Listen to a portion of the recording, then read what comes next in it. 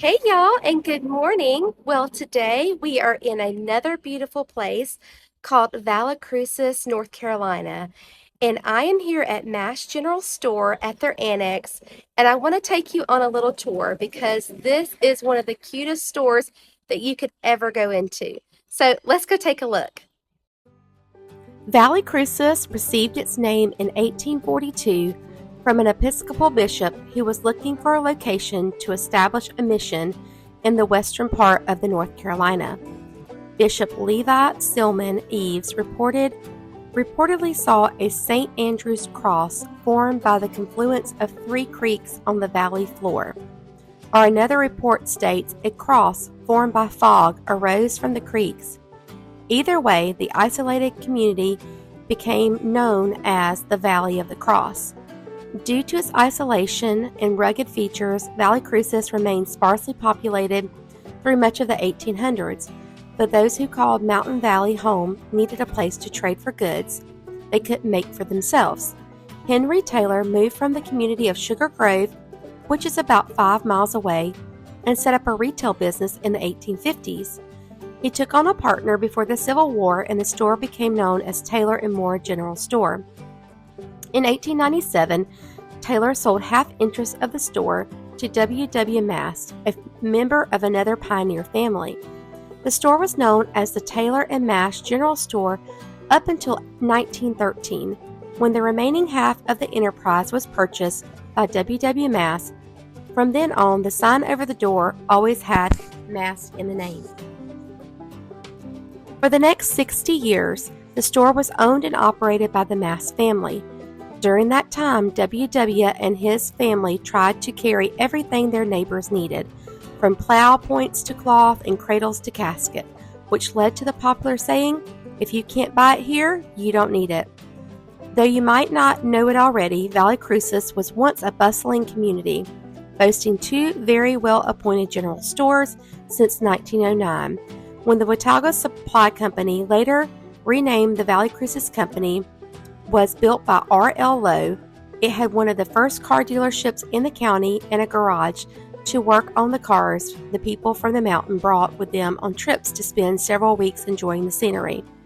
The Valle Crucis Community Club was very active in promoting the valley as tourist destination and touted such activities as riding, driving, swimming, and quotas, a game similar to horseshoes, as early as the 1927s. In 1930, W.W. signed a contract with Standard Oil, later known as Exxon, in New Jersey, to have gas at the store. By the 1970s, the Mast store was one of the Standard Oil's longest-term retailers. Exxon featured an article on the store in its travel magazine and also helped with providing assistance for listing on the National Register of Historic Places in 1973. The store was sold by the Mast family in 1973 to a doctor from Atlanta and a professor at Appalachian State University. Around about the same time, the site was named to the National Register of Historic Places as one of the finest remaining examples of an old country general store. John and Fay Cooper purchased Mast General Store and reopened in June of 1980. Since that time, the store had regained its reputation as the store that had everything. The Valle Crucis post office reopened in October of 1980, thus giving the valley back its identity, and the rest of it, as they say, is history. My favorite part of the store is always seeing the Mary Jane candies, which are named my mother is named by. Okay, so the last place I want to show you is the beautiful little creek that flows behind the store. It is so lovely. So let's go take a look.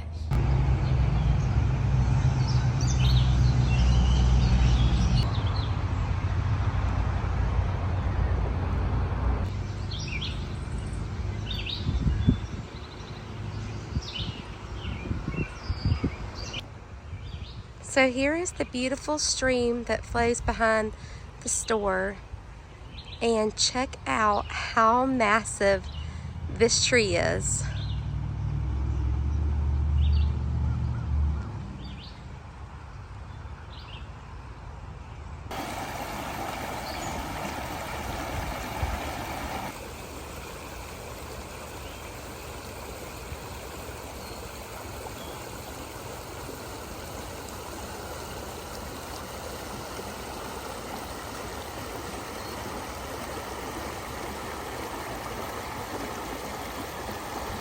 So I hope you enjoyed this little visit around Mast General Store in Valle Cruicis, North Carolina. If you're in the area, definitely take a chance to stop by and take a look because it is absolutely beautiful, and here in the back is so relaxing. So I hope you have a chance to get in your garden today. Bye, friends.